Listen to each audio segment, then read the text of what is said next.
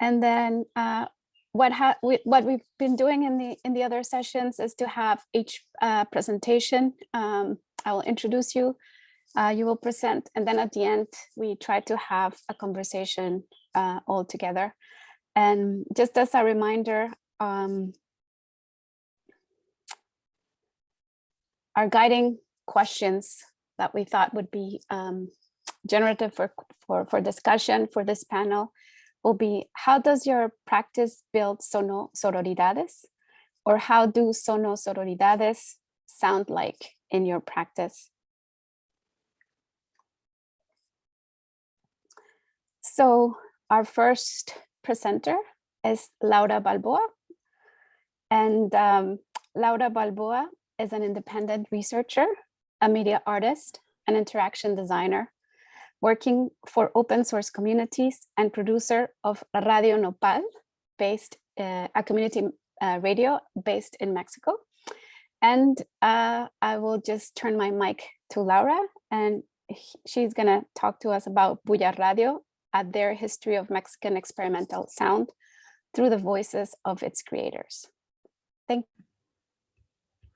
Thank you. Thanks for the introduction, Gabriela, and hola. Hello, everyone. I will mix between English, Spanish, and I love Portuguese, by the way. So I am sitting here in the south of Sweden. I am going to share my screen so I can present the project. You see it? Okay. So this project that I have been working on for the past years is called Bulla, which in Spanish means to create sound and create noise, and also in a collective manner.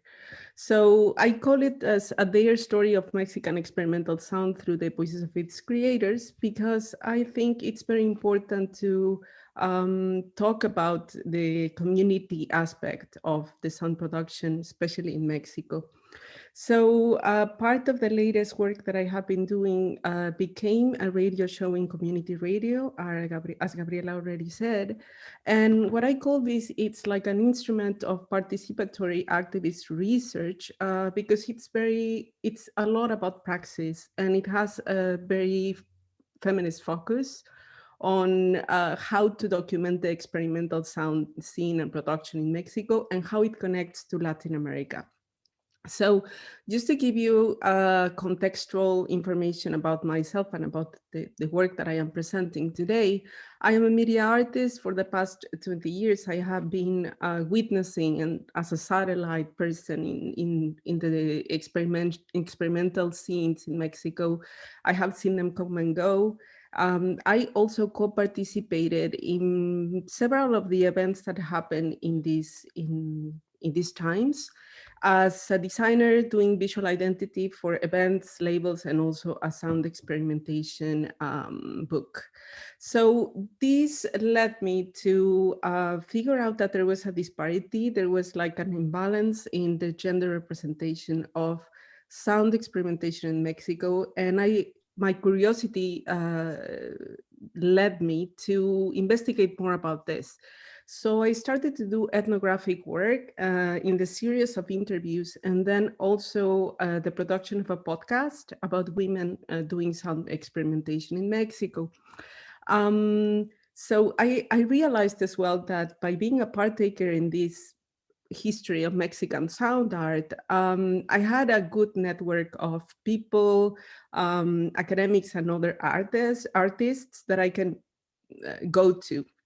But then the first question was, how relevant and visible is female and non-binary gender sound production in this experimental sound scene, right? So there is a lot of information that needs to be revised and analyzed. So from organizations to events, festivals, and so forth.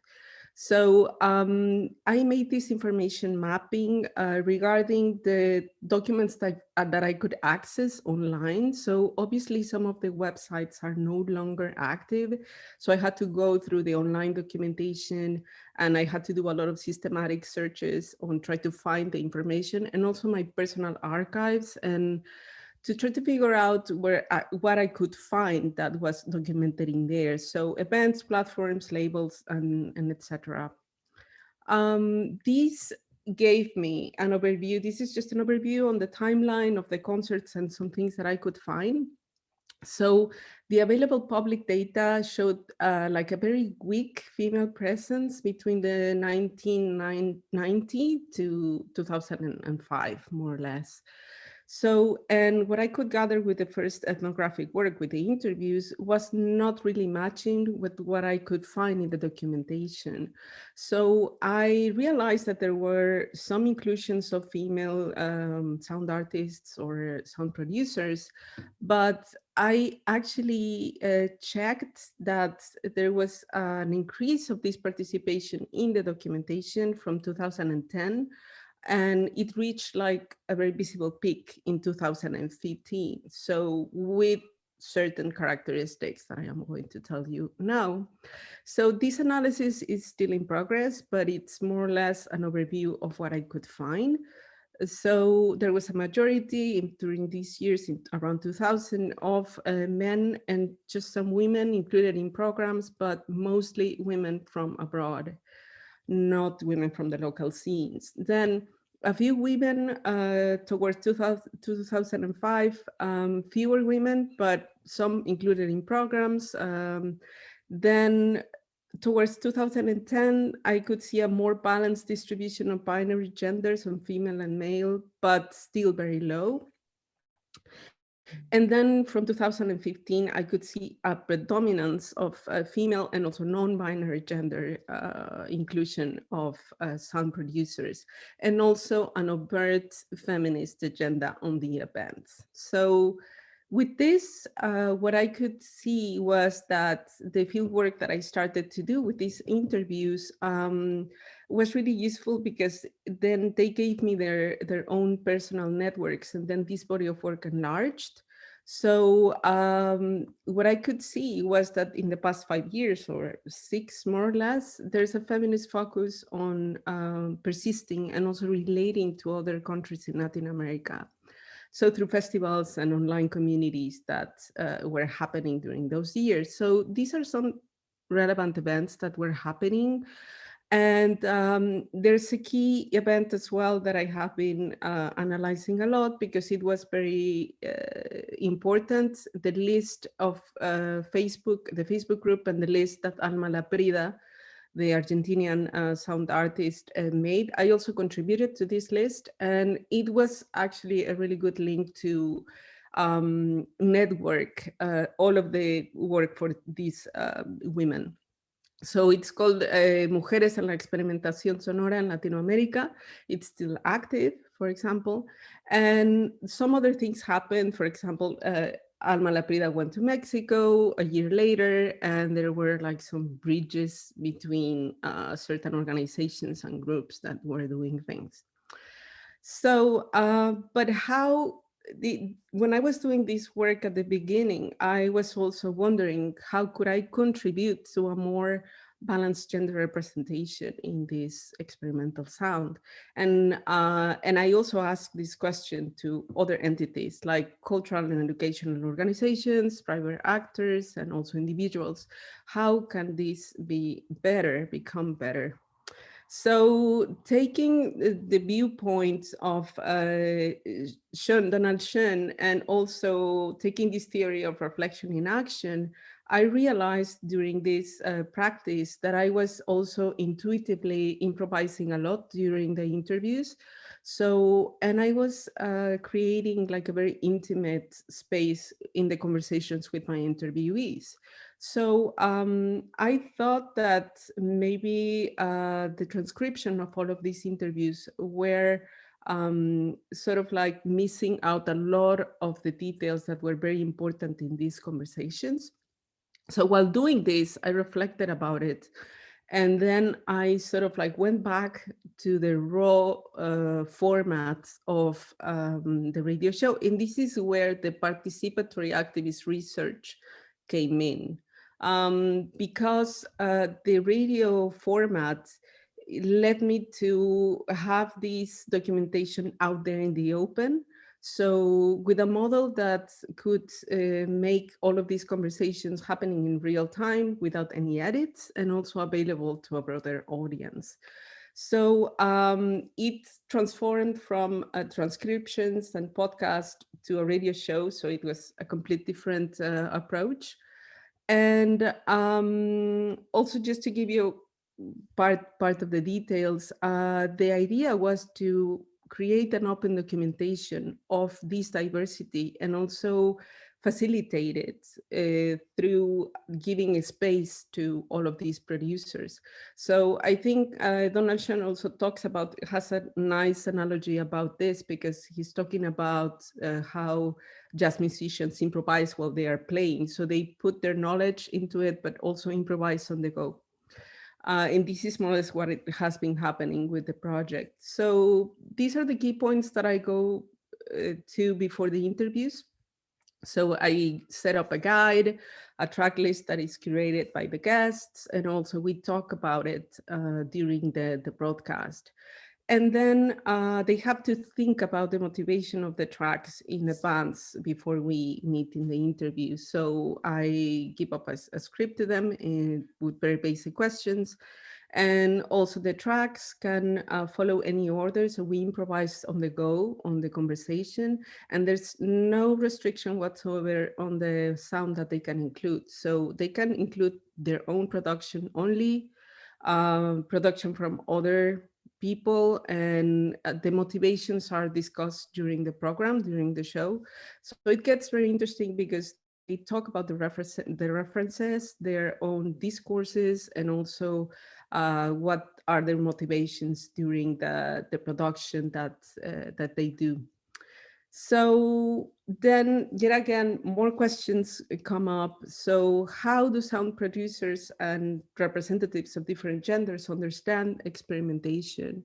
So while digging deeper on these conversations, I tried to figure out how do they see experimentation, how do they live it as well. So this is still in progress. It's not conclusive yet, but through a year of producing Bulla at the moment, I have found that these are part of the experiences that the producers have. So they have experimentation as a means to explore the available resources that they have. They explore because that's what they have. So in some other cases, they are driven by the curiosity to find new types of sound. So maybe it's an aesthetic exploration. In some other cases, it's a result of having different professions besides like doing sound production, or they come from an academic background that it's about music interpretation or composition. And then also in some other cases, the result was an experience in a workshop or like in a collective session where there was a safe environment with feminist guidelines where they could feel free to explore and to do trial and error on experimenting with sound.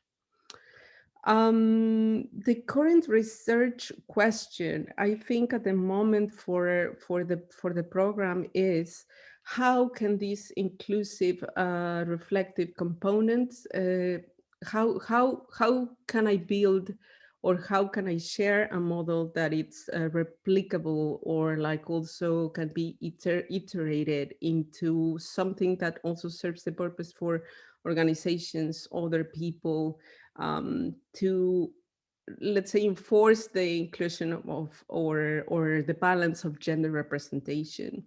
How can I do it with my own praxis and reflecting while practicing this?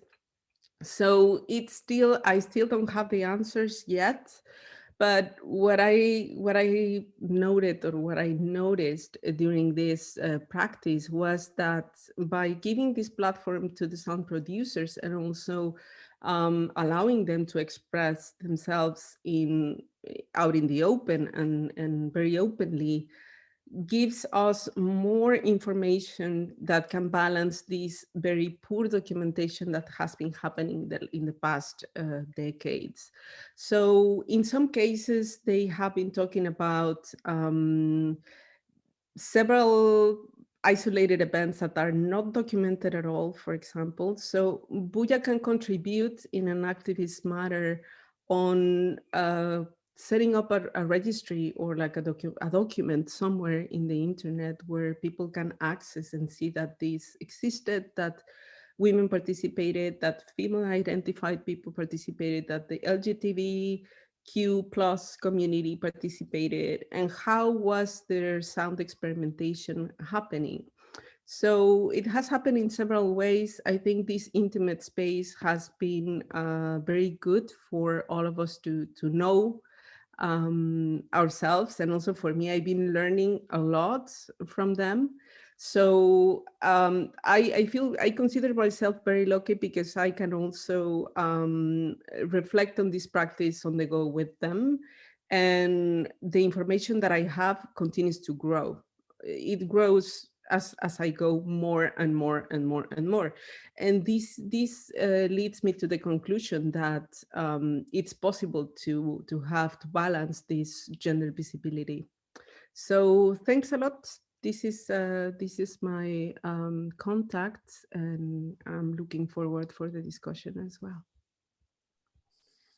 Thank you so much, Laura, for this fascinating talk and for introducing us to your amazing project, living internet archive of a lot of exciting sound artists.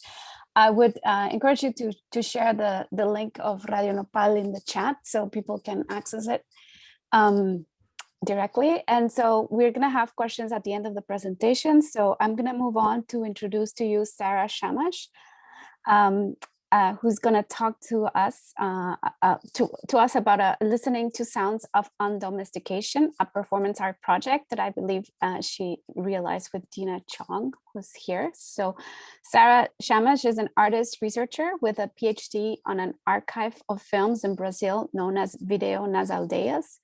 Her artworks comprise the use of media in a wide variety of formats, such as sound, installation, documentary, photography, performance, and video. She is a sessional instructor in the film department at the University of British Columbia and in the Faculty of Culture and Community at the Emily Carr University of Art and Design. So thanks, Sarah. So I'll pass it on to you. Thank you. I'll just share my screen and hope it works as it worked in our test.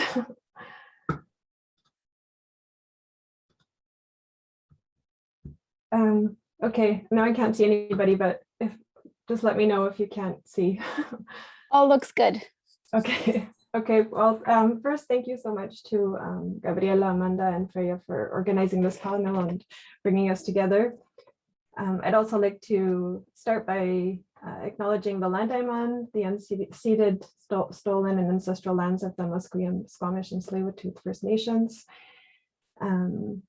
And I also stand in solidarity with all those who have suffered losses during this pandemic, especially of loved ones and family members.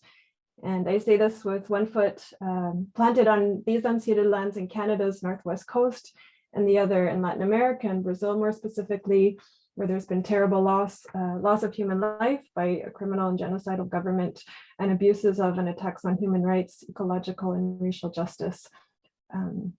So yeah, we're witnessing these extremes of disaster capitalism, racism, poverty, displacement, gentrification, and state violence across the hemisphere. And a lot of my work and thinking considers these hemispheric connections between Canada and Brazil, and between global norths and souths. I'd like to explore some of the ideas and sounds of this ongoing performance piece. I am and have been doing in collaboration with Deanna Chong, another multidisciplinary media artist.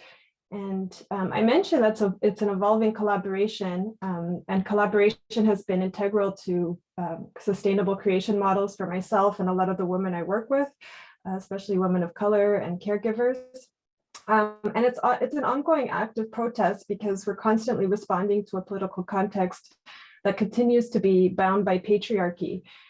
So as we continue to think about how to shift our social structures from a predatory surveillance capitalist model to a community economy and temporality of care and mutual aid, part of my personal sense of resistance to the defuturing or death project of patriarchy and capitalism is to slow down and pay attention to what really matters, or in this case, to listen to what matters to me and all my subjectivity, but also in relation to and in solidarity with my sisters, trans, queer, and non-binary across the hemisphere. So we see these two images on the left, an image of a Ni Una Menos protest, which I attended with Gabriela, which is a Latin American grassroots feminist movement that translates as not one left or not one woman left, which first started in Argentina and has spread across the hemisphere in a campaign to end gender-based violence. And on the right, we see an image from our first iteration of the piece that became Recipes for Undomestication that I'm discussing with you all today. And these images are intentionally put together as this project directly intersects with the politicization of feminist struggles across the hemisphere and from the positionality of diaspora women. So the project was designed to not only, in some ways, make fun of ourselves as anti-conceptual sound artists, but making the practice of listening a political act that connects the domestic space with the public sphere. So briefly, Recipes for Undomestication politicizes a gendered reality through sound and in conversation with political movements across the hemisphere. So this is another image of documentation as we are setting up this first iteration of Recipes for Undomestication. And to give a little more context and history on the evolution of this work, it started out as a sound piece that we did for a radio program in Vienna, organized by Peter Kortmansch at the Western Front, which is an artist-run center in Vancouver. And some of the ideas we were exploring in this first iteration were, how do we situate ourselves within these art realms, which have historically been very male and white and conceptual?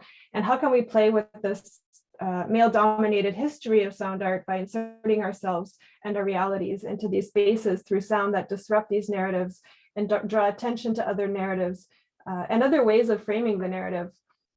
So this first iteration was very organic and improvisational, and we were both thinking along these lines and came with the idea of making audible our gendered experiences using domestic sounds and connecting them to how we were feeling the world at that time. So I want to give a content warning because at that particular time, the first audio had just come out of recorded sounds of children crying and asking for their parents and family under Trump's zero tolerance immigration policy, which led to the separation of thousands of children from their family, many under the age of 4. So the audio was recorded inside a US Customs and Border Protection detention facility. And as a parent and sentient being, I find this very hard and painful to listen to, especially as we know that these racist policies are ongoing and many children continue to be separated from their families. I'd also like to acknowledge the 215 children whose remains were found at the Kamloops Residential School on May 28th, making this ongoing colonial practice of child separation all the more present, cruel, and pernicious, as we know the intergenerational trauma this practice has caused. So in solidarity with all these communities and families who are grieving and suffering or who have endured the traumas of child separation, you know, I bear that in mind as I play this clip. So again, this might not be for everyone to listen to, but I'm going to play about 30 seconds or so.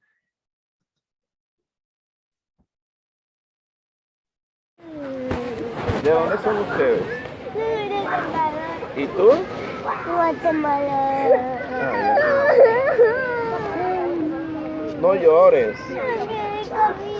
Vas a llegar con... Mira, ella te va a explicar y te va a ayudar. ¿Cierto, Consul? ¿Qué va a pasar con su consulado hoy? Papá. Papá. Con mi tía por lo menos para que después llegue mi mami. ¿Me puedes abrir alguien me cerró la puerta esa?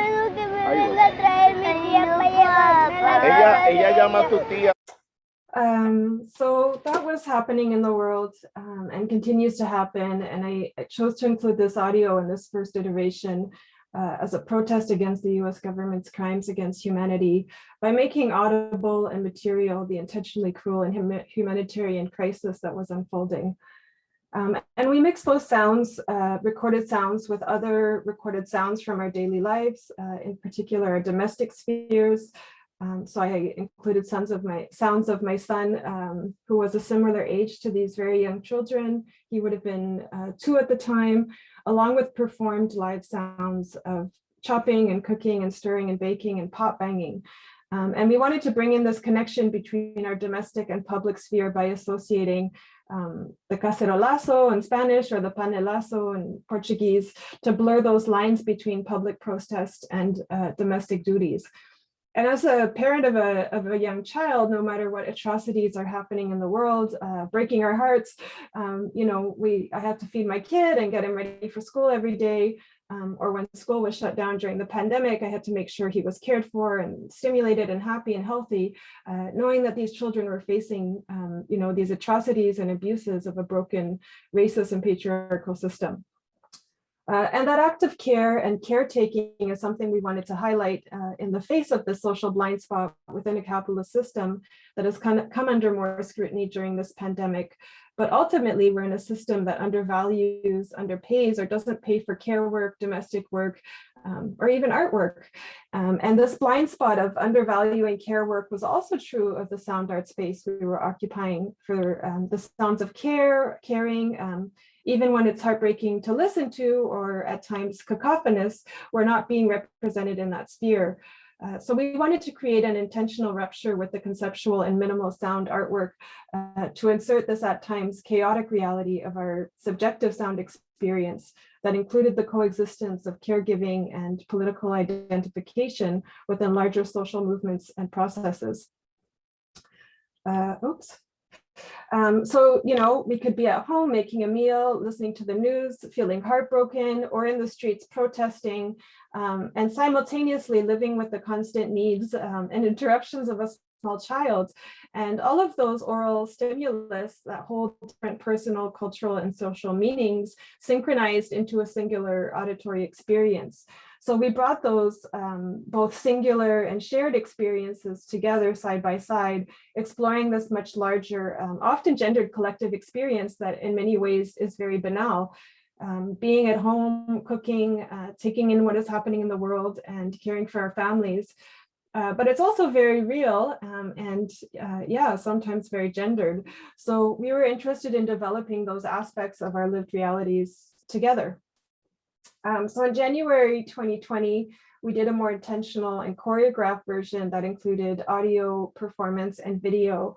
And one of our intentions was to recenter care as integral to a political imagination that makes other worlds possible, and one that counters capitalist conceptions of efficiency and accelerated productivity in favor of temporalities that honor relationship building with those we care for and what we care about. And we included sounds from street protests and feminist movements that aligned with our values and struggles, including the feminist anthem from the Chilean art collective Las Tesis, that I imagine many of you are familiar with. So I'd like to show a clip of about 1 minute that has recorded video and audio from a protest in Vancouver, organized mostly by local Latin American community members, mostly women from the Chilean diaspora, who were standing in solidarity with our sisters in the Southern Hemisphere who were on the streets protesting historical injustices, violence against women, contemporary rape culture, state oppression, and patriarchy. And we wanted to connect the sounds of feminist struggles and networks across the hemisphere through sound.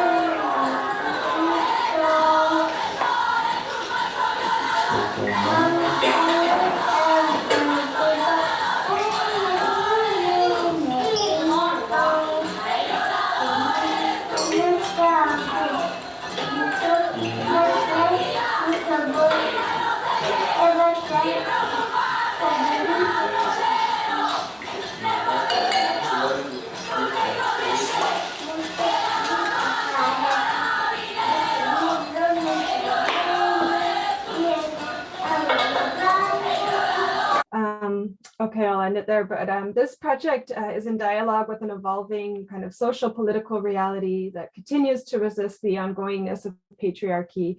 And I'd like to reiterate the term disaster patriarchy that V, formerly Eve Ensler, playwright of the Vagina Monologues and many other plays, author and anti-violence activist, used to explain the current moment we are living in.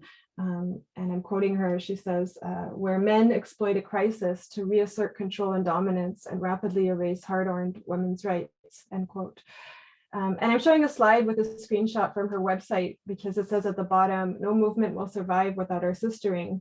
And this idea of movement building through sistering is relevant to our conversation as proposed by Gabriela, Freya, and Amanda, with the idea of Sono-soro ridades that examines contemporary feminisms by looking at sonic dimensions of patriarchy. And, the concept of sororidad, proposes this politicized solidarity between women. And, of course, we can add, cis, trans women and non-binary as a strategy against patriarchy. So like all my sisters on this panel, this project critiques, those very power structures that are working to strip away our rights, and reclaims them through our agency as artists, through making art. And because all of us are creating these solidarity, sororidades, microcosms that connect through this network of feminist worldings that show that other possibles are real and these reals are possible. And these critical and creative responses to and interventions in the world, along with our processes of art making, become a demand for change, for a model of creation that's inclusive of our bodies, of our temporalities as caregivers, of our gendered realities. And the soundscapes we create signal to an audience to pay attention to the non-neutrality and plurality of auditory experiences. So the act of creating these soundscapes, which are dynamic, evolving, and improvisational with every iteration. And our next one will be for World Listening Day, which I believe is July 18th. Make these soundscapes speculative spaces of belonging, of desire, of sisterhood and solidarity. So yeah, thank you. I'll end it there. Sarah, thank you so much for that wonderful presentation and for centering the idea of care as part of your work. We were discussing care on our panels yesterday, which I think it's something that we can bring up also, and that is also present in Laura's talk, in the care that she puts in the realization of her interviews and bringing the intimate part. So anyway, I want to turn now to Lena Ortega. Very briefly, Dr. Lena Ortega is a sound artist, researcher, designer, and teacher whose line of inquiry explores the intersections between natures and cultures. She is a member of the Art and Ciencia Interdisciplinary Research Group of the National Autonomous University UNAM, host of the radio show Sin Superficie, La piel no es el límite, which is dedicated to the active practice of listening. So I think we'll have a lot of things to discuss. Thank you, Lena, and I'll pass it on to you. Thank you, Gabriela, and thank you everyone for being here and having me here and for your presentations. I hope I can do this correct because I always have problems with Zoom, but I'm sure I'll be fine. So if I can share my screen, and I'll share this one. And I'll try to make a full screen.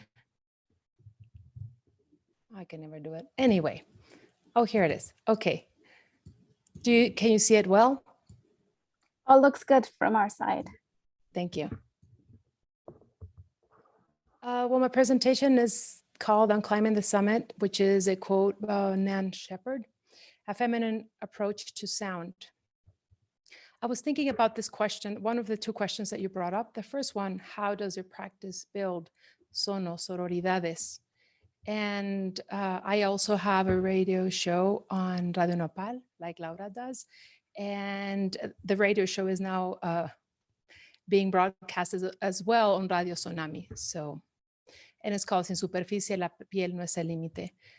as you mentioned, this radio show is dedicated to the active practice of listening, and we explore other ways of relating to the natures, from theory and sound work, mostly done by women, in the field of sound ecology, soundscape ecology, experimental music, and sound art. I approach this radio program from a slow collective process. My guest and I, we exchange interests, texts, and sounds, and make a script when possible in a pendular motion. And so this allows for the program to be quite personal.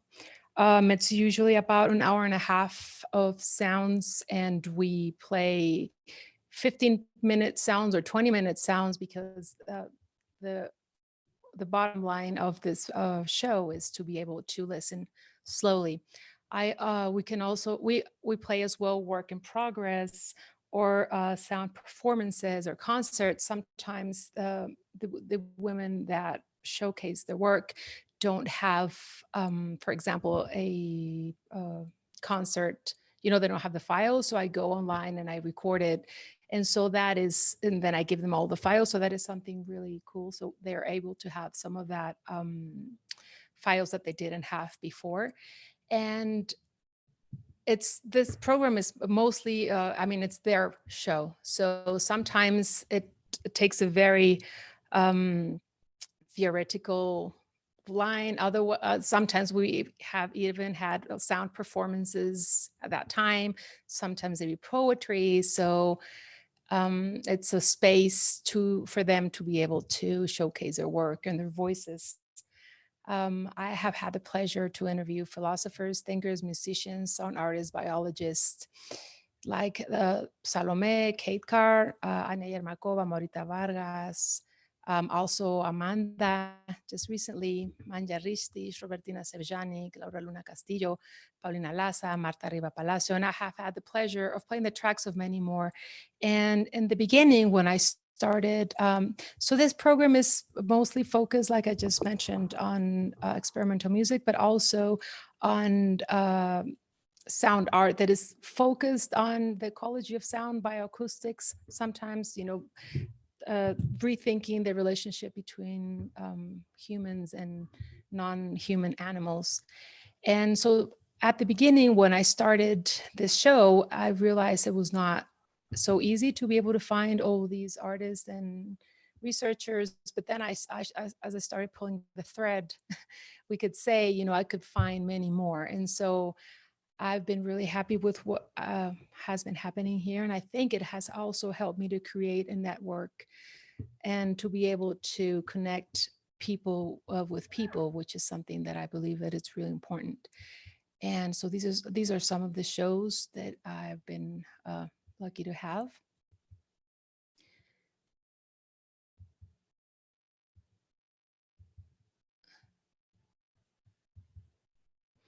And well, about how do Sono-soro ridades sound like in my practice? Well, actually, one of my main interests nowadays, among others, is how to be able to change the way we relate to natures, but from a feminine approach to sound composing and sound and listening to sound. So I would like to talk about two recent collaborations that I've had that have helped me to rethink about these other possibilities. And one of these is Niebla, which so as Sarah mentioned, and slowing down to listen and framing other narratives is something that has been important for me as well. So this project I made with Vania Fortuna, and it's a project about, so it's kind of like a cinematic piece about 4 women in the forest, and they come across the Pharomachus mochino, which is the quetzal bird.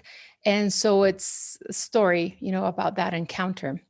So something that I think that is, how do sono-sororities sound like? Well, I think we do have different ways of sounding and listening. And so, like I said, it's something that I've been researching and searching on, and something that women, I think, and what we do when we compose and we work together is that we are able to listen to the other. So I think that it's something that is very feminine to be able to, work with the other people's work, but not trying to impose my work, as something that would sound more than this other person, but is really trying to highlight whatever she or is doing. So I think that's something that is natural, I guess, in a way of composing among women. And so this work, Faromacruz Mochino, has been historically been very important bird at the intersection of nature and culture. And it currently inhabits a cloud forest ecosystem, also called mountain mesophilic forest, and is in danger of extinction. So we propose this approach to nature from embodied experience, which I think is also a feminine approach, so that it does not appear to us as an alienated otherness. Because most of the times this approach to nature has been from this male perspective where control and domination is always the goal. So the goal is to dissociate ourselves from the representations of nature as a measurable and quantifiable object, nature that is for something, nature that is the food on our plate or our dog for companionship. So this is something that I've been thinking also about. What happens if we just listen for the sake of listening without having something in mind as a goal to achieve? Part of this the artistic search of this piece is to explore listening and composing practices of women, which I believe are personal, slow, intimate, meticulous, generous, affectionate, corporal. Compositions made with field recordings oftentimes have a specialized audience. It is important in search of greater ecological awareness in the general public to focus on the listener. In that sense, this multimedia work was made specifically to be seen on the screen because it was made during the pandemic and heard with headphones or speakers. The visual accompaniment seeks to give prominence to the sound, and it seeks also to open possibilities to experience different ways of being of the body through telematic means, to explore imaginary and emotional places. As I said before, I think also working in collaboration is something that is very important to me. So I was able to work with sounds that for the first time I did not record myself. So that was something really special because they were very hard to get sounds. Most of these people had to travel about 4 days to be able to record those sounds. And so it was very heartwarming that they were, they just gave me their sounds to work with. So and that was Fernando González García, Luisa Mateo, and Alejandro Gordillas Martinez. And this piece was also inspired by the concept of sound walk from Hildegard Westerkamp and the vocal culture practice known as Unclimbing, and as Porges' work on polyvagal theory, Durkheim's work on the study of interactional rituals and brain entrainment from binaural beats. And as I said before, it was a pendular of motion between whatever Vanya could put on the table and I could learn from her. And I think it was possibly the other way around as well. So on this piece, I brought to the table a sonic spatiality, embodiment of field recordings, aural and optical illusions, and Vanya, the rhythm, space, the cooling, ritual, and musical forms. So I have a 20-second clip that I would like to play. No, you know what? I'll play the clips afterwards when I know that I have not exceeded my time. And this other project, it's called Sonic Allegories. And this is a project that I've been working on recently. And it's also a collaborative project with Robertina Shevjanish. And these series of sound projects seeks to explore the sonic atmosphere of spaces that are barely perceptible, transitional space. Also, as I've been recently on conferences with other women, I've heard this about women focusing on the small things and the small details. And it's something that I think that we also share. Perhaps I'm wrong, perhaps I'm right, but it's something that I've heard repeatedly as well. So I think that working with atmospheres, spaces that are barely perceptible is something that we do also. Environments in transition, places from which to rethink margins, limits, and borders. And this is something that Amanda works with as well. Me and Robertina, we started to work with specific locations, and our first sound art project, Ayatocin, presents the sonic space of the Cantera Oriental Reserve in Mexico City. This is I've been working for I don't know, time flies, but perhaps 2 or 3 years. And it's a reserve that it's in the middle of the city. And it's very interesting because it came out of human error. It was formerly an asphalt plant. And then they found a water. And so they gave back the space to the university. And now it's a space for research for the Faculty of Science of the university, but it's also a very strange place because it's just a crevice of 40 meters deep in the middle of the city, and almost nobody knows that it's there. So I think it's a very good liminal space from which to rethink Anthropocene and Capitalocene. And right now we are currently working on Terra Astrocene, which is a sonic walk that we also did tematically, which is something new, in Évora, at the Cromlech de los Almendros. And so right now it is in an exhibition at Évora in Portugal. And this project, Sonic Allegories, explores the imprint of bird songs, shrimps in the water, the astral memory of the old stars that resonate between the megalithic stones, spaces that nature took over, back from human interventions. Perceived this way, environments in transition or third landscapes, if we refer to Gilles Clement, are platforms that help us rethink the sonic margins of the Anthropocene and Capitalocene. Within these margins, we can explore the inflection points in the emergence of otherness. So this is a bit of what I told you a while ago about Cantera Oriental Reserve. Like I said, it's an ecological research laboratory from the UNAM University, and at the same time as a training site for the Puma soccer team. The site, like I said, was an asphalt plant, and then it was given back to the university. There are 4 lakes at this place, as well as a natural spring.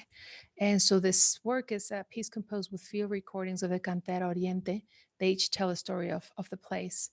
And Robertina works with sounds from the water, and I work with sounds from the air, or in our collaborations. And this is the second project that I told you about, the one that is we're currently working on. And this is, like I said, at the Cromlech de los Almendros in Portugal. And the soundscapes of Cromlech de los Almendros, it is the largest megalithic monument of the Iberian Peninsula. And the team of Cultivamos Cultura helped us with the recollection of the sounds in the video. And we then composed a sound walk from a distance. This composition deals with the millennial presence of the monument and the fact that it dates back to the Neolithic and that it has managed to withstand for centuries in this ever-changing world makes the sonic present intriguing for us. This monument was a celebration of an interstitial space between planet Earth and the stars. And the sound walk is presented in the gallery and at the location of the Cromlech de los Almendros as a composition that opens the liminal space of these in-betweeners. And something that I've been thinking about recently as well, and again, going back to this question, how do sono-sororities sound, and how is there a feminine way of listening and composing? Like I said before, I work with fields of study like bioacoustics and ecoacoustics. And I think that while these fields of study, as we know them today, offer tools to yield data about the acoustic environments, because they do, they also, and this is, sorry, I did a fast translation from Spanish to English. They miss some other dimensions that could lead us to other relationships with otherness. And here I connect with all of your talks, I think, so far. And because these modes of science, they represent, they categorize, they classify, they systematize, and they separate. But I think also that there's many other very important dimensions of reality, like the ones I mentioned by you before, like affection, care, inclusion, equity. How do we, is it possible to incorporate these other dimensions of reality in this scientific study? What could be the outcome of the incorporation of these other dimensions? Could we have other type of ecological approach or awareness? And this is something that I'm thinking of recently. How could we incorporate these dimensions into the study of population, species, and ecosystems? And this, it may sound contradictory, but something also that I've been thinking about recently is the concept of silence, but not as silencing our voices. Please don't think that, but silence as a possibility of making silence of myself to listen to the other. And I think this is something a feminine approach as well. Swiss sound philosopher and artist Salome Vogelin explores listening not as a physiological fact, but as an act of relating to the world. Rather than perceiving in the world, it is about engaging with the world of which I am also a part, just as all others are also a part. Vogelin defines silence not as the absence of sound, but as the beginning of listening. To be silent means to collect myself, to be attentive, to shift the focus of attention from me to someone else. It is to open the space for the other to sound. By listening to her, I relate from and through listening. When I open the sound space for listening, I cannot be an actor or creator. And here I also use the example that Laura used, but with a different approach. I think of these listening exercises in a jazz improvisation, for example, where active listening is practiced in order for me to be able to so. But I believe that the silence that I'm referring to, the silence that precedes listening, it opens a space to the otherness, and it possibly allows to think the other. It's a silence. It is a silence and a listening without a purpose and without objective. Not listening for me to be able to sound, but just listening for the sake of listening, to make the space for the other to sound. Thinking is in any case an exercise of accompaniment of listening, of letting oneself be told by what is there. It is necessary to keep in mind from where one thinks, making sense of the world from silence, to listen how the world makes world, to listen to the sounds of the world as we walk, to pay attention to how we sounding with the world. And I hope I didn't talk about too many things. So this is my presentation. Thank you.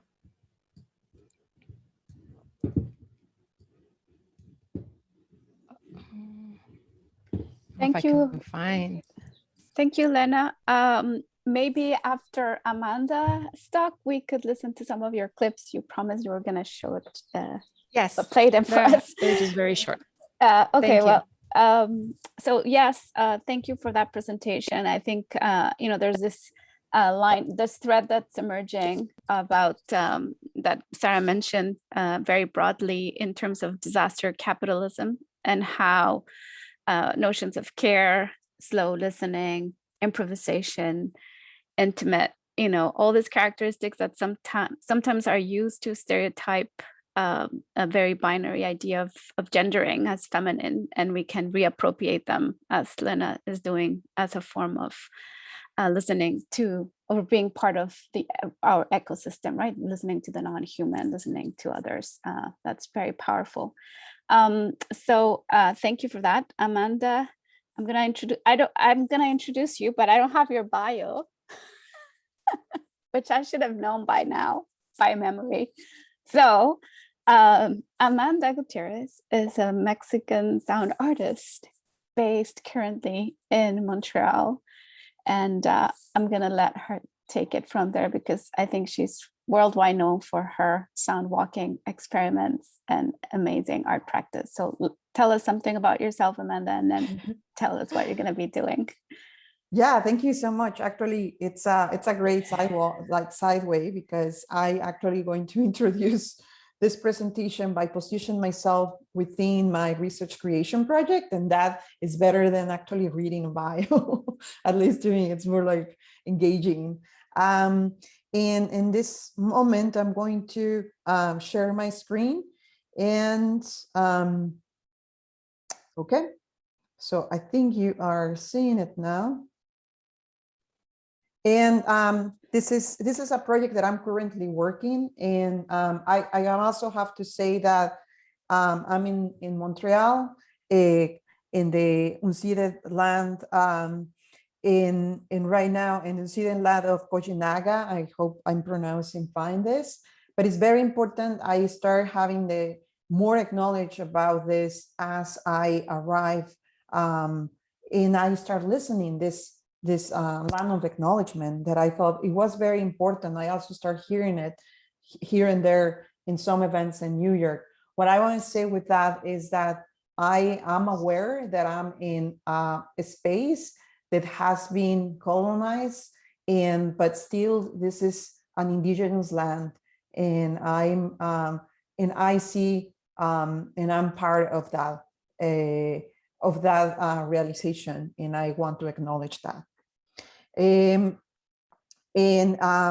Going there, my work is an interdisciplinary practice, but it's related to that, to the space, to the earth, who lives here, who habitates this space in a way that we are visitors, are we, how we arrive here, who were before and who is still here. And it's not that that was a past history, it's a constant history. And that's something that sound walking has allowed me to do, because every time that I walk with others, I understand other subjectivities and other perspectives. And as you can see here, this is the intersections of my works, the intersections of the field of works that I feed from. And I'm going to speak specifically about acoustic ecology, digital media, and feminism, and how mapping and psychogeography are totally related to urbanism and sociology. First of all, what is a sound walk? Maybe not everyone knows, and I'm very aware that also that can be a term that sometimes it glimpses into specialized audiences, and I really think like everyone has been sound walking, and maybe everybody does it, but it doesn't evoke that, such as. I wanted to call this a very important scholar from Concordia, who unfortunately she passed away, but she gave a great legacy on sound walking that I'm still discovering as we speak. And I really like this quote because it really touches into the idea of the flaneur. And also she starts considering the idea of the flaneuse as a sound walker. Sound walk, quoting here, Andrea McCarthy, sound walk work is far from detached. The recording's perspective is written into the recording, into the listening, touching, experiencing, and moving through a space, so that the sound walk are simultaneously flaneurs and not flaneurs, as wandering explorers and documenters of the city life. Sound walkers seem like flaneurs, but a recording sound walker is at the same time, an intensely engaged listener connected to a funny umbilicus to the surrounding world. So how this is connected for me with the sonorities, Soro sonorities? Well, it is through a walk that a VR walk that I did, that project that is called Flaneuse La Caminanta, where I walk in one of this with Sarah, actually, and it's part of this series. I walk in Vancouver with her, and also with her son, because actually that sound walk made me the realization of other subjectivities and other ways of approaching the public space from perspectives of the caretaker, but also from the perspective of a child. And when I show this, I don't like to just have a VR as this, this fetish, this tech fetish, but also I travel with this, or I used to before COVID, and people look at this at the time, we discuss it, and then we actually do a sound walk together. Because collective walking for me is, and I did this map of different kinds of collective walkings that they're not limited to sound, but all the other forms of collectivity through walking. And through this realization, I found that, I really need to do this VR walk, but now walking with other people. So the interviews that I did in the VR, I actually repeated through verbatim, how you could say, like reenactment. And then I was juxtaposing the interview, for example, that I did with my mom in Mexico City, in Estado de Mexico, which is very dangerous. We were speaking about feminicides while I was walking in a safe place in Chicago, and creating those juxtapositions between her oral history, her narrative, and the narrative of other locations. So I was dislocating these narratives. Because to me, walking is a act of co-imagination, as Krista Moretti explains in her essay, Walking. Appearing and circulating in public spaces entails negotiating one's identity and place into the world. As an embodied social and imaginary practice, walking can be a way of telling, commenting on, performing, and creating both stories and places. This requires us to pay attention to imagination as it helps generating understandings, connections, and questions. End of the quote.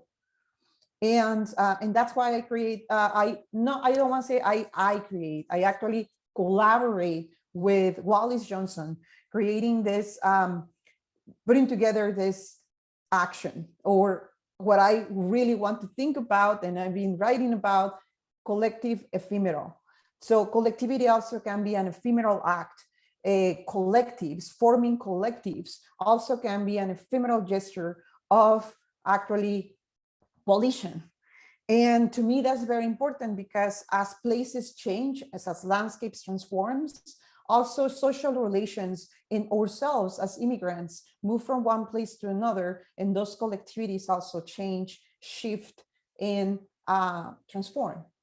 And so this is one of the ephemeral collectives, the Brooklyn League of Women Walkers, that Wallace Johnson and myself developed in Brooklyn, and we did several walks. Stephanie Loveless wrote about this project, Tactical Sound Walking in the Ear of the City, a feminist turn from the eye to the ear. And she very generously explained this, and I'm not going to read everything. You're just going to read a little bit of that quote. Quoting, in Brooklyn League of Women Walkers, a collaboration between Gutiérrez and Wallace Johnson, a participatory group walks provide context of the investigation and reimagination of the daily walking experiences of women of color. End of the quote. I want to say, yes, Wallace Johnson and myself, we thought, well, we are in the context of Brooklyn. Let's do this. However, a lot of people arrive, and women also from other generations and ethnicities that were not necessarily women of color, and also men arrived, and that actually helped a lot the project to evolve. And this is when I arrived to the listening as a feminist experience, as Stephanie Loveless also explains, and I'm going to read it because I think it's very important. I'm not arguing that the ear is de facto feminist, but rather that the act of listening can be mobilized as a different model of engagement in the context of inherited Western norms and the resistance to hierarchical and objectifying ways of moving through the world organized by ocular centrism. As Vogel, and I think, I'm very glad that you also wrote about this, Lena, puts it, listening affords us a different sense of the world and ourselves. Living in this world, it affords a different relationship to time and space, objects and subjects, and the way we live among them. End of the quote. And to me, that's very important, because opens up the idea of what is my methodology. And in this case, working with technology. Technologies are also a tricky part, because it's a terrain that most of the time developers, artists, and representatives are men, white men in the majority. Fortunately, as we saw in the previous presentations, sound has been one of these amazing mediums where a lot of other voices, and especially in Latin America, have emerged, in voices of women, non-binary, queer, and transgender. And I'm so excited every time when I see this scholars, and I see this proposed like projects and festivals, because they are really understanding technology from another very radical perspective. And in my case, I really love this Elizabeth Gross quote, because, and it's already an essay that it has been written from some years ago, but she's explaining basically, like, we as a women and feminists, we have to understand different forms of production, right? And I'm going to start the quote with the red, opening the quote. The production of alternative models, registers, alignments, interrelations, perspectives, and corporealities themselves is what, among other things, is at stake in feminist theory and in the arts. How to produce and to insist on the cultural and liminality space for women bodies to take their place in a universal, up to now, dominated by men, and how to produce new spaces as for women, how to make acknowledge and technologies work for women rather than simply reproduce themselves according to the men's representation of women, which I find very often that's the case. And even like in my school, which I really like, I thank you so much, but the most of the time, the representations of art and technology workshops and labs is like white men. So therefore, to me, has been part of my ethical and political intake on taking AR, VR, XR technologies to emphasize diverse tactics of social and engaging practices that embrace the form. And in this case, for this project that I'm talking right now, which is Walking with an Oral Essay about Collective Feminism, of collage as a tool of resistance. And for this project, I consider the interventions, the sonic work of Vivas, Viv Corringham, and Collage Feministes Montreal. So Collage Feministes is itself, I'm going to speak about this, and please, Gabriela, if you can let me know when I'm like exceeding time, please just. So the Collage Feministes Montreal is a chapter from actually a group that was formed before in Paris. And this is an interesting project that basically is a collective self-organized, which, and I'm going to quote this, our mission is to denounce through the street collage all forms of discrimination that our patriarchal society subject its citizens to. We fight against inequalities by an artistic and media activism that is the collage. And I love this.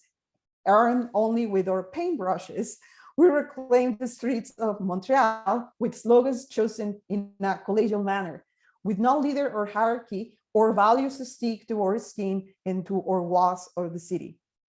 And so what I've been doing now with them is documenting these processes and creating an intersectional relation. And I'm not sure how successful can be this, but the relation between sound recording this, video recording, but also connecting that with Vivas, because Vivas is doing something also similar. It's creating this, it's taking these voices from public interventions in the space, in the public space, putting them together and merging.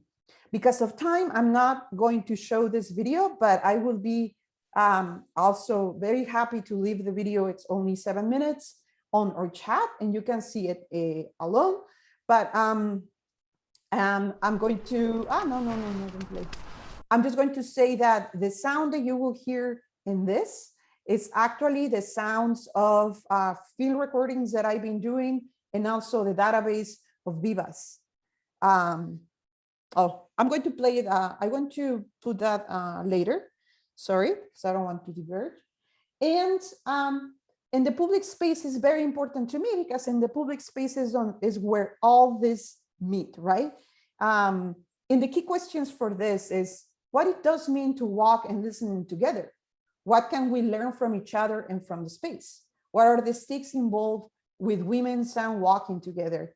And what is my own history, space, and identity? Positionality is very important. In what is space and more conceptual, what is a space from a more conceptual perspectives? And those are questions that actually one teacher and we were like trying to answer. And in order to create the AR walk, I have to walk with members of the collective to see where we are going to locate the sounds from Vivas. And then those sounds are going to be linked in the space with AR sounds, meaning something like this. And I'm going to skip a little bit, but something like this. So they're the collages. And then when you approach the collage, you will hear Vivas.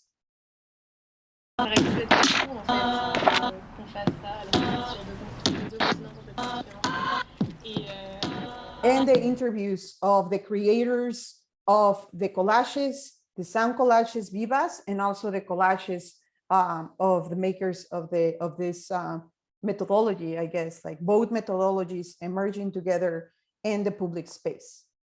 How much time I have? Like let's maybe take 1 minute. And I was going to ask you that you have to remind us who's Vivas, because there's some members in the audience that might not know. Yes, thank you so much. So Vivas is a collective that is from Argentina, and they have a database that that is basically taking recordings from the public space and from feminist protest. They do this database, and then this database is living on the cloud, and then from there they develop these tracks. So the tracks that you will hear in the video is part of that, and that's an interview that I did with Vivas. So what I do is basically I do the sound editing, I locate that through a map, and in this case, this is the map that I'm considering at this moment. But in order to make that map, I have to walk with the members of the collective who are going to glue the collages in these places and select the spaces based on conflict, sonic conflict, or the idea of the ecotone, where, for example, we're going to glue it, and we're not trying to start a fight, but in a skate park, right? But it's like extremely male dominated, and all the voices of the guys. So we want to intervene those spaces, the spaces where we feel vulnerable under the bridge, or the place which is all together, it's all in the same geography, and put these voices and perform this together with speakers, not with headphones. And that's where I'm working right now. So it's a work in progress. I hope this project is aired in the end of the summer, and working together with them, right? Like actually, that has been a challenge, to be honest, but because there's so many voices, and this is how we are going to disseminate it with the ER code next to it, blue pasted as the collages. And well, that's it. This is part of the collective. It's an anonymous collective. I'm also part of the collective, and I want to say that my audience is and goes in solidarity to all women who are, I put this one in Mexico, but Mexico and Brazil, as we learned in the previews, and as I know, are the places where more feminicides happening. And I want to say, last remark is that this collective has helped me also to come out from an experience of being abused. And also in collectivity, we made these sentences in Spanish and in French, denouncing the silence that exists around these violent attacks, and especially when women come out and express their anger or express their denouncing a specific subject, a specific individual, and they helped me, and they really did this act of solidarity. When I was talking to them, we were talking in a park, about to go in glue, all of us together, we start playing our hands and claps into the grass and saying, yeah, we don't need the silence, we need to make noise. And that's it. Thank you so much.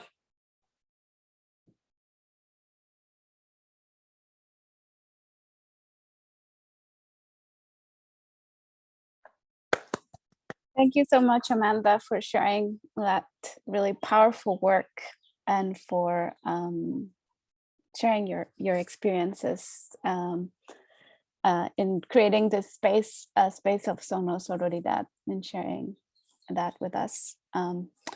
So I want to give like a broad comment, but I want to actually have you talk to each other and share your experiences in building Sono-sororidades and thinking about what that concept means to you.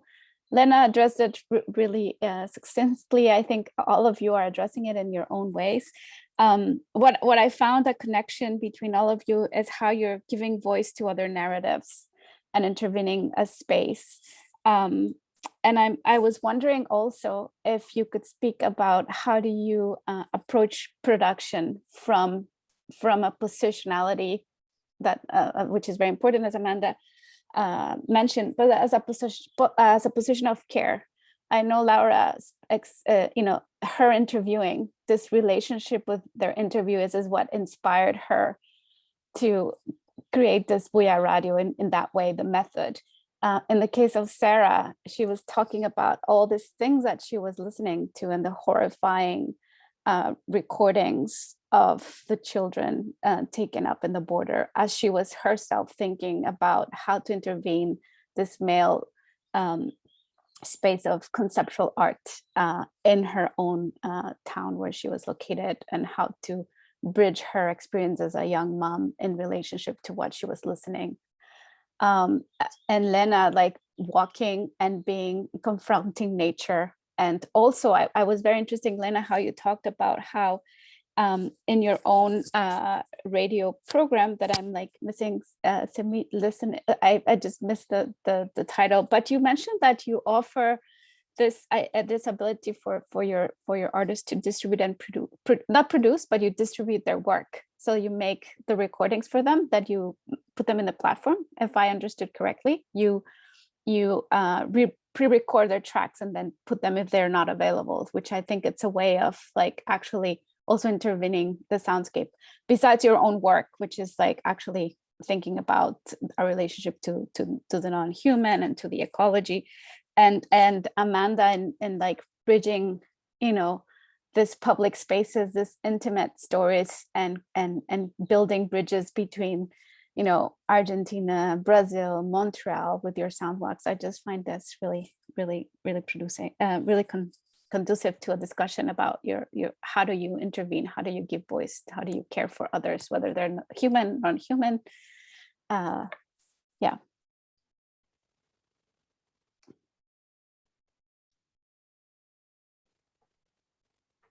Are you putting this to the public or to us to share? Are we, sorry? Yeah, I mean, if you have any comments about what I said or any comments about to each other, that would be great. Yeah.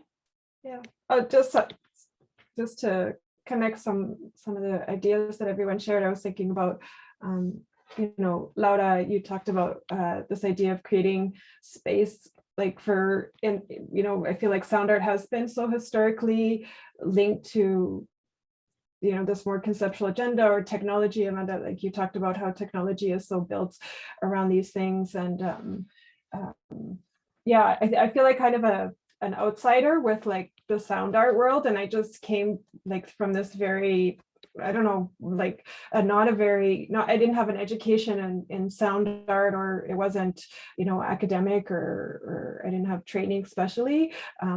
With Deanne, like, I was a media artist, and I just, we wanted to do this work, and we kind of had this space to sort of do something very improvisational. And that's how I kind of came into the space of just like, wanting to kind of put those ideas in the space that normally we weren't there, and we didn't have the training or technology. And even with Amanda, like, I feel like, like even talking to you when you came here, sort of sharing these ideas of how, like, no, Sarah, like you can use this technology and it's not so complicated and exclusive. And I think a lot of part of this kind of feminist ridades is kind of creating these networks where there is that inclusivity and accessibility that everyone's talked about. Yeah, Lena, Laura, and Amanda. And like Amanda, you have all this like pretty high level training and stuff, but I feel like you've really been generous about making it accessible and inclusive and so on.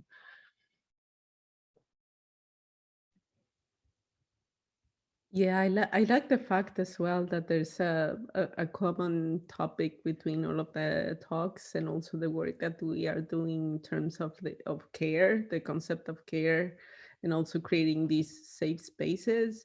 I see it in all of your work as well, and I'm happy to share as well that I have been finding this with the interviewees, and also some remarks about how they feel like threatened sometimes in spaces where there are like men around, and there's like this very gender notion of being technical in a way that is excluding them for like experimenting, trying things out, and just figuring things out as they want.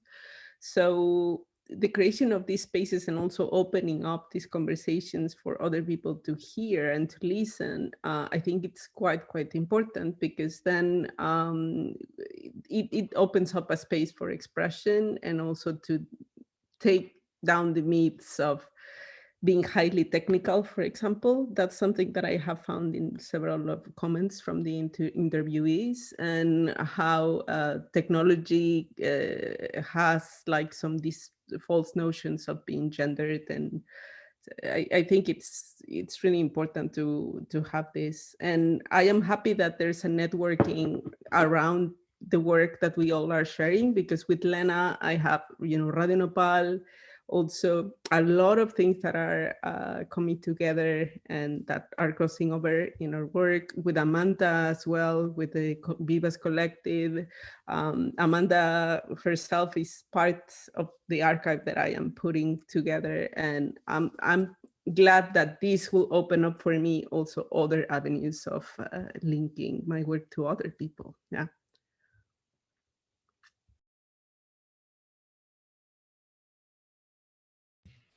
Thank you. I would like to comment also on what Laura mentioned about designing new models. And I think that building upon, what Amanda is doing right now with technology, and this speaking about technology is really important, because as you mentioned, sometimes we think not only that is gendered, but its use is gendered. So if you use technology, towards other ends, you're misusing it. Or I remember one of the times that I was interviewing, I believe it was Marta, and she was telling me that she was at a sound performance, and that the engineer was, tweaking her volumes and her sound. And she was like, "Hey, what are you doing?" And he's just saying, "It doesn't sound right." So, and this again has to do with finding other ways of listening and composing. It's just, there's this whole huge arena that, as you have mentioned, we are starting to open up. So, and this opening up also means, I think, using technology in different ways, subusing it perhaps for some minds, but for other minds is just opening different paths. And so I'm really happy that we're all here about opening different paths of walking together. Yeah, just a tiny remark on that, taking your comment. For example, in the show, I don't edit it. If I make mistakes while I'm broadcasting, I just leave them and I continue the conversation. And that also brings up a complete different way of documenting things, because there are errors, maybe we have a slow connection, and I just go with it. So it's part of the practice as well. Yeah. Yeah, that has also to do with recording, and sounding, recording. And sometimes you can listen to yourself breathing or this and that. And, oftentimes it's been thought like, no, that's not a clean recording, but including those parts and they're a part of the process. And I think that's also a new part of opening up other ways of listening. So yes, thank you for that. In coming back to that idea of the care in terms of technology, I think it's very interesting, and in the sense of there is different ways of technology, right? Like there's not only the digital technology, but there is also other forms of understanding and shaping methodologies within those technologies. So in the case, I just bring in this question, like kind of paintbrush, right? It's a technology, or it can be like used extensively to now create modes of enunciation in the public space in a way where, seriously, we use technology every time when we glue. We have to coordinate 4 of us with phones and recording, like not recording, sorry, with our phones and cell phones to prevent that there is a police or something. So we actually start a methodology of caring, because we really need to trust the person who is seeking you are so like concentrate on doing this that you are basically in a whole derive of you know, in a whole situation of care.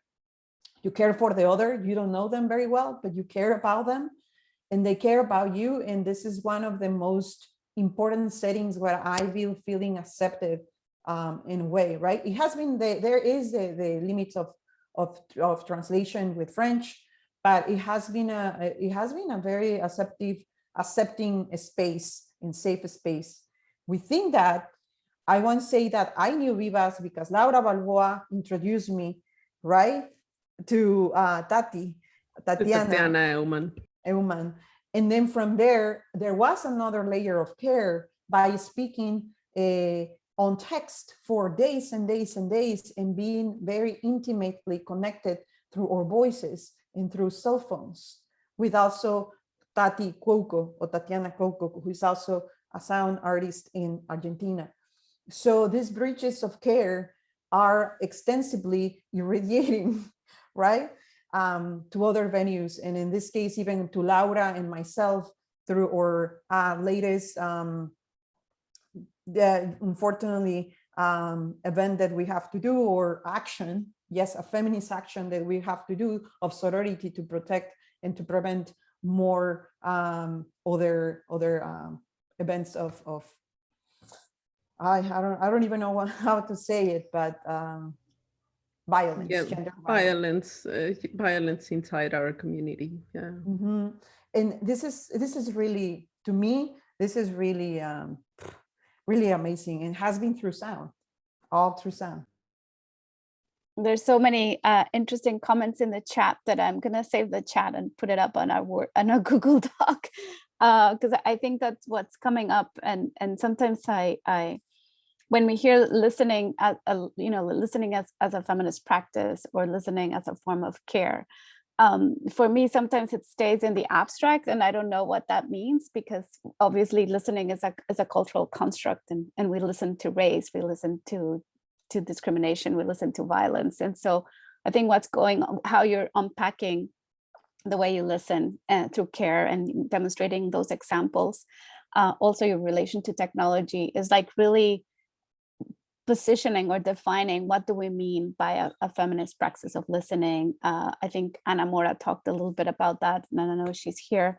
And then you've been discussing that. So I just think that's very important to really explain what do we mean by a listening practice that is caring, as opposed to just listening, because it's just thrown out so much that but I love the bridges of care. And I wonder if, Lena, do you want to play your tracks? I'm just like fascinating by that hole in the middle of Mexico City. But anyway, we can continue discussion. We still have like 20 minutes. Just a short comment, because I think, one thing I took away, Lena, from your talk was this idea how, like this idea of listening to make space for the other. And I thought that was really powerful. So it's a good segue. Thank you. Yes, that's what I wanted to comment, that at least for me at this point is making sound of silence of myself, not silencing myself, but making sound of myself, stop saying myself, so I can make space for the other to sound without having any agenda, and I don't remember, and I'm sorry if I don't remember at this time who said this. I think it was Nan Shepherd as well. And she said something, listening, like when you have a friend come over, that friend comes over just to be with you, and to interact. There's no point, no something in the agenda that you have to do, no climbing of the mountain and reaching the top. It's just being there and being together. So that way of listening, like someone would come and visit you, a close friend. And maybe just as a very gendered thing, like, I mean, again, not to stereotype or whatever, but like, this like women have like been listened, are good at listening, and sort of that thing of making space for the other, I feel like is something that, a lot of women are, I don't know how to say it, like, I don't know if they're not gifted or I don't know what, but it's like something that I've noticed, like, what less than men, like less I have men like just listen. They often want to, in these very informal interactions. So I again, that kind of feminine way of being present and just listening. Yeah, I think it also relates to this activity of listening. I am thinking about maybe a specific case that I went through with the radio show, with two of my guests that they are like trans women, and I consciously gave space for them to present themselves as they wanted. So one of them presented herself as a trans woman, like really mentioning it during the program, during the conversation, and the other didn't. And to me, this is like an act of care and listening, active listening, to say, okay, you decide how you want to do this, and I create this safe space for you. Yeah.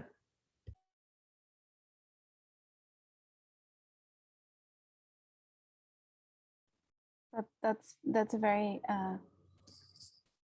beautiful case example, Laura. I do want to listen to Lena's work, but I have a question for you that maybe we can all think about. I was just like being troubled by it, and I would like to get your sense and listen to what you have to say. So in this kind of thinking about all these stereotypes that we relate to femininity, being able to listen, being empathic, having the patience, making space for the other. And I really like how Lena brought them up in her talk and reappropriated them as a form of activism, or as a form of listening to the other, making the space of the other. How do we together talk about those things without reinscribing this binary, this gender binary, and without, so how do we preface that we're doing that, being conscious of how it's been used to say we're not good at technology, saying, it's a counter to disaster capitalism. It's a counter to this scientific objectivity of natural, our extractivist relation to nature that, Lena also talked about. I don't, it's just like a question that I would like to hear your thoughts. Maybe not now, maybe we can continue this conversation and to think together as a strategy on how to intervene a space where we're not all talking about feminism, but then when we're outside in a not so safer space and we embrace those stereotypes and we appropriate them, then how do we deal with that? Anyway, that's what you guys are making me think about. And can I say something? In the strategies, for example, in the Brooklyn League of Women Walkers, we start saying like, no, this is only a space for women of color. But then there were men of color that came, and there was a white man taking photographs, documenting. And we arrived to the point to say like, and then there was also a person with disabilities who was basically the only person who attended to everything. And he guided us through his neighborhood, right? And through his own subjectivity and ways of knowing the space. If we will only quotate and be totally true to this idea of only women club here, we will miss a lot of important conversations that these individuals brought to the table, as well as a white women who was like, a little bit more like a senior citizen. And I think those subjectivities brought even a more diverse and more intersectional point in the part of what it means to accessibility, forms of accessibility in the public space, forms of racial targeting, inequalities, inequities. And I think those were, thank you to open up this conversation to a broader audience. and they were by themselves listening. In fact, the white men said, like, this is not the space that I necessarily have to, because I have so much privilege, so I actually want to hear, right? And then the other person who was also Mexican American, he expressed how oppressive it is for him actually being in certain parts of the city because his ethnicity, right? And racial targeting. Also, he is also through an aspect of vulnerability. And that actually opened up a lot of important questions for my own research on the keys that you are, on the questions that you're bringing into the table. So if I don't think feminism means only like exclusively a conversation among women, and I know that this is very obvious, but when actually opens up to other subjectivities and other forms of knowing, it becomes really intersective, and to me, this seems like really rich and more enlightenment. Yeah, it brings more enlightenment. And I would like to comment on this that Amanda just said. I think that by opening space for the other to sound, it's also important not to try to make sense of the other through my eyes and my own perspective. Like, okay, no, I know exactly who you are, what you mean, where you're going.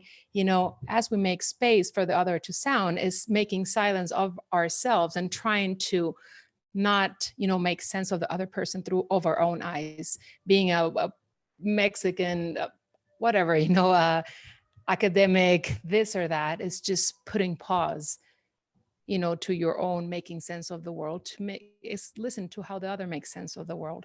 So I think also it's, you know, that might help to, you know, tear down all this binary, you know, limitations that we have.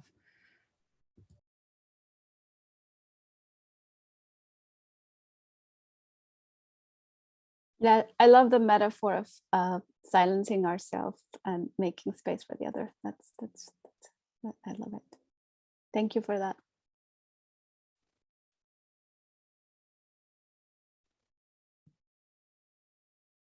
I still want to listen to Lena's. Unless somebody else wants to add something. They're 20 seconds. I can play one. So I will play the one from this strange place in Mexico City, which is, oh, this is not this one. Hold on. It's just 20 seconds. And I can also share the link where the full piece is at. So is it this one? Yes. So this is one of them. Come on. Oh, forget it. I'll just, yeah, me and the full screen, not good. Okay. Is it sounding? It isn't sounding, is it? Yes.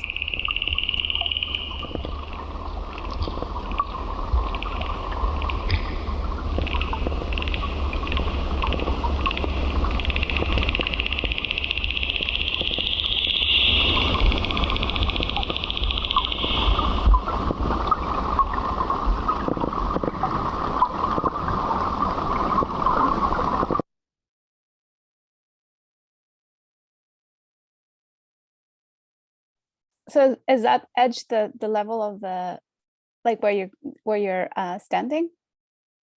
Or are you standing on the No, this was also with a hydrophone. And it was interesting because this place has a lot of underwater life. So my friend, she's been working with oceans for a long time. She was actually surprised that there were so many shrimp under there. So yes, and this is, I'll show you this. It's also 20 seconds. And this is the one that we're working on right now with the borrowed sounds. And that's quite interesting. For us, it's also the first time of doing this. And I don't know what to think about it yet, because it's just very recent.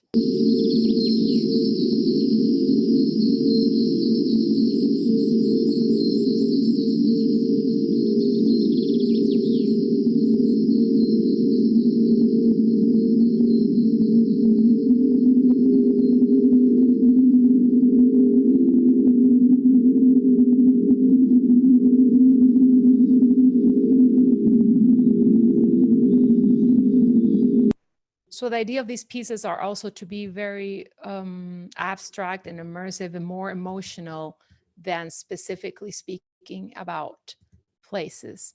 And I will show you the last final extract, which is this one. And I'm getting faster at doing this. That is very good.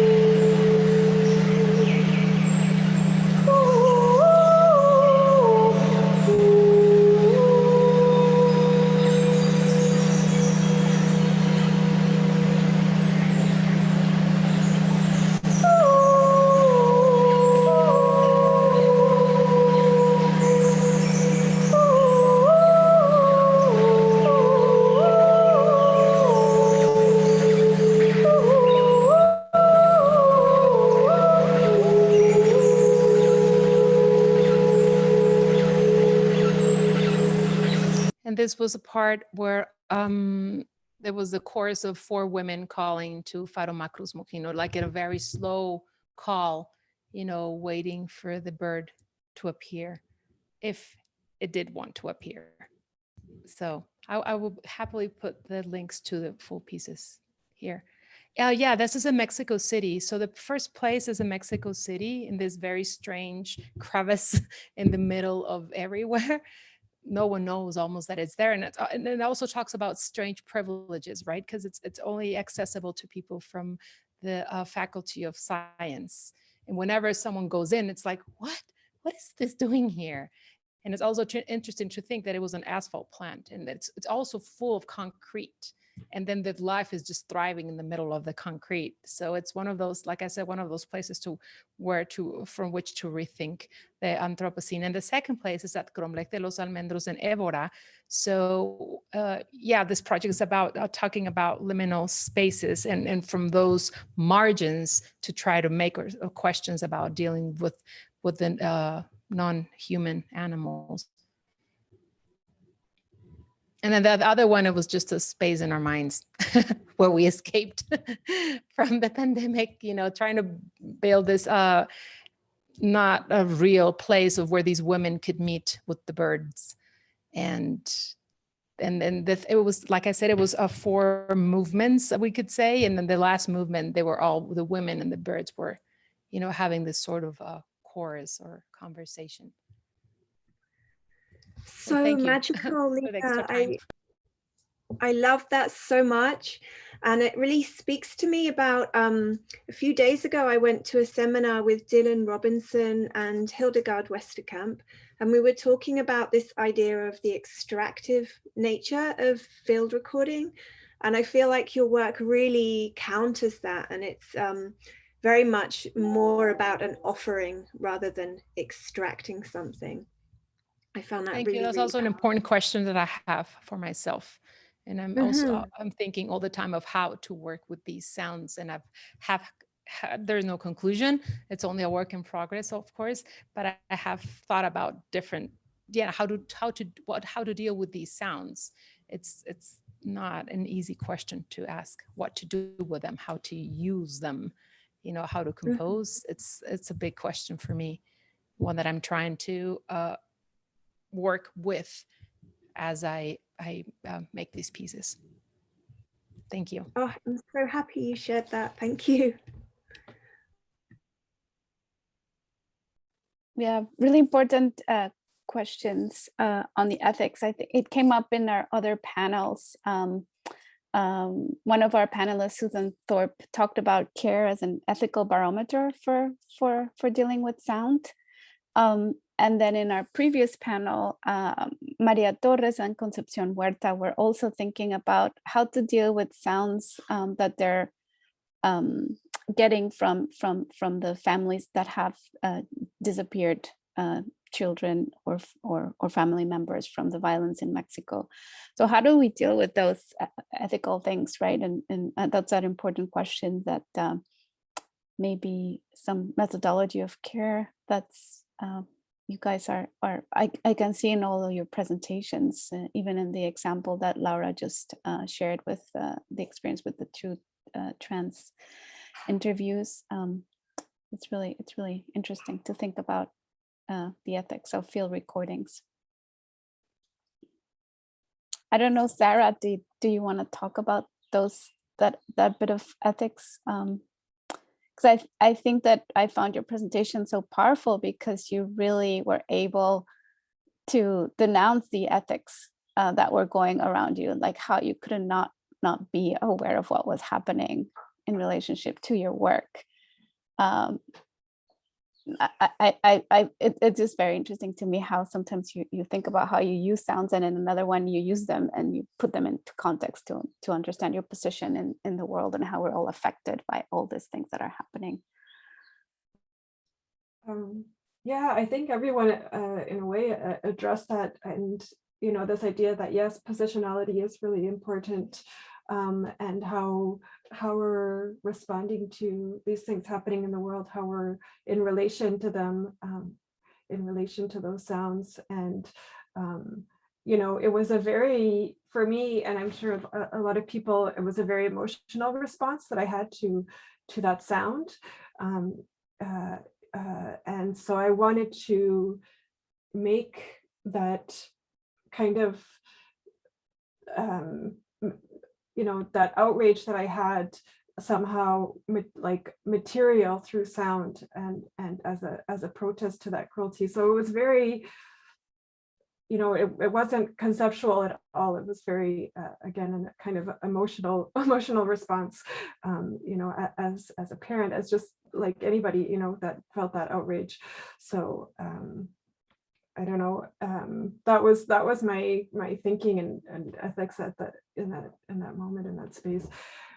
But yeah, I think everyone is in a way bringing that in the conversation.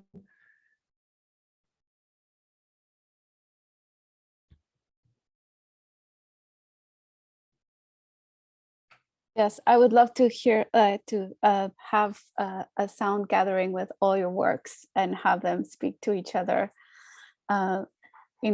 The relationship with nature, and imagining the speculative conversations with the quetzal, and on the other hand, devastation of like kids and the domestic space, and Amanda sharing, making bridges amongst violence between women across the Americas, and Laura recovering the work of so many important practitioners. It just gives you a perspective of all the cacophonies of sound that we need to pay attention to. I'm just very inspired by all of your works. I don't know if anyone has more thoughts and wants to share something.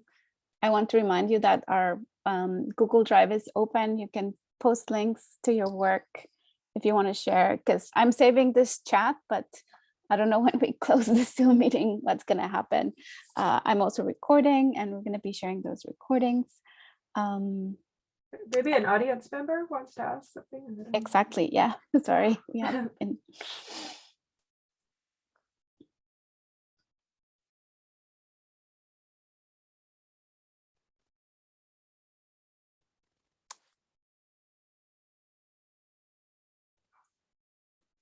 I guess they've been powerfully, very attentively listening and just trying to digest.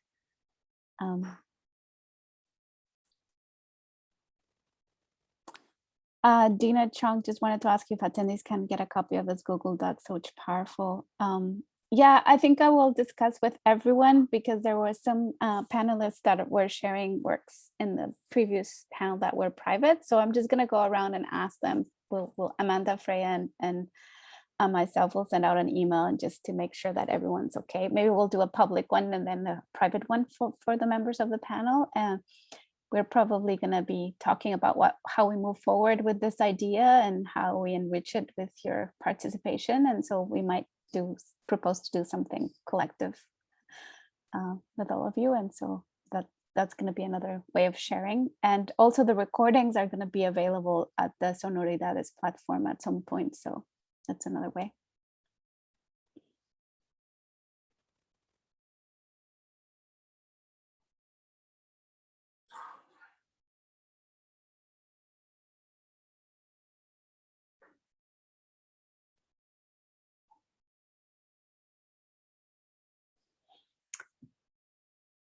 don't know if everyone's feeling zoomed out or we're just listening to the silence of each other.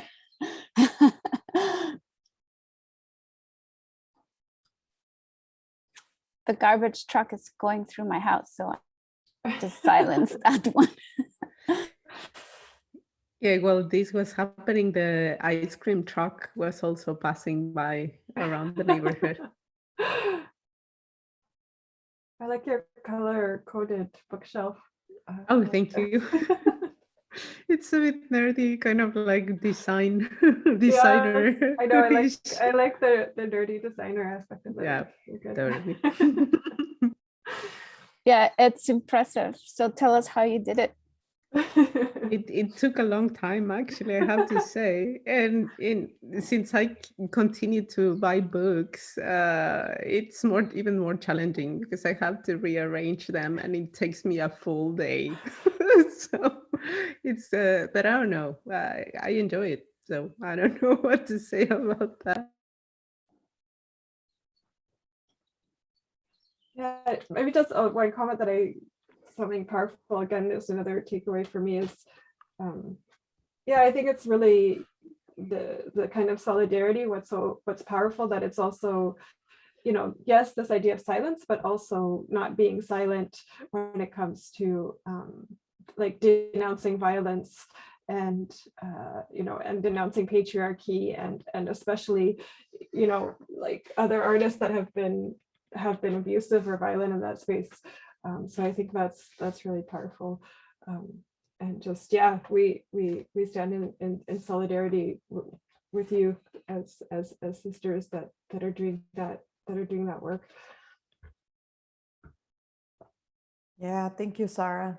It has been a long time with Laura mostly like leading this action, and actually finding solidarity is what it keeps us as a strength. I think me personally, the traumatic experience is not only extended to one person, but many of the experiences that I had in the sound scene, which is it was very male dominated in Mexico back then. Yeah. As Laura showed the timeline, it was like, are you only a partner of the sound artist, or you are a cheerleader, but that's it, right? Like actually being a sound creator back then, it was not common, but also not easy. And this has been part of I think the trauma. It's a trauma. And, but also part of this Sono-soro ridades panel to me has been super refreshing and empowering as a person creating this and creating artwork that is related to that, and knowing other forms of solidarity in like the last panel and this panel and the first panel as well. The two panels that happened yesterday. And so certainly I think there's a lot of work to do with the subject that it has been already done or has been already started by other wonderful individuals, but in collectives. But I think there's so much to go deep into what is personal, what is collective, how the collective and the personal interlaces, and how we noise together, as Anna well mentioned. Yeah, greetings to Anna, who's here. And also, I mean, we know each other as well through this networking. So it's awesome to be able to do this. Otherwise, I don't think I would have had access to all of this. So, and also I have been learning a lot from the people that I have been networking with. So about everything, about sound, about theory, about politics, about legal frameworks as well, as Amanda just mentioned, also with all of these experiences of abuse that unfortunately we have been in. So through the communities, I have been able to know more about the law than in any other place. And that to me is very powerful and very important.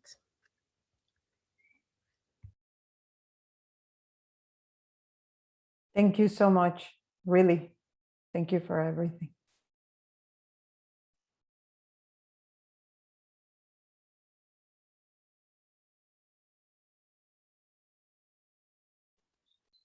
Well, this has been amazing. The one thing I can say is, yeah, thank you to everyone. But I was also thinking, wow, if there's anything positive about this pandemic is that we were able to get together through Zoom using technology that is very capitalist and militaristic in origin, but we're using it and we're getting together. I don't think I could have gone to Brazil to meet you all. So it's amazing to see all these people in the screen. Thank you. Muchas gracias.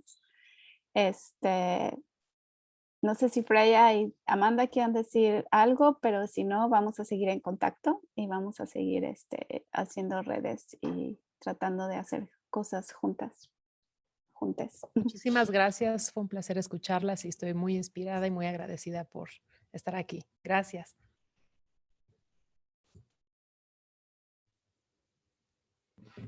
Thank you so much, everyone. It was amazing.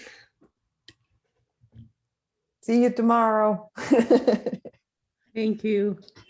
Oh, sí. Yeah, we have a last panel tomorrow. That's going to be also very interesting, thinking about queer sono-sororidades. So we'll be in touch with everyone. Vamos a seguir conectadas.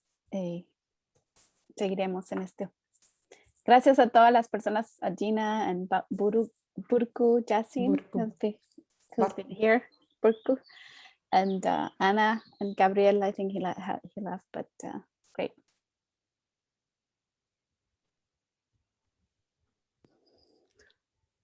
Thank you.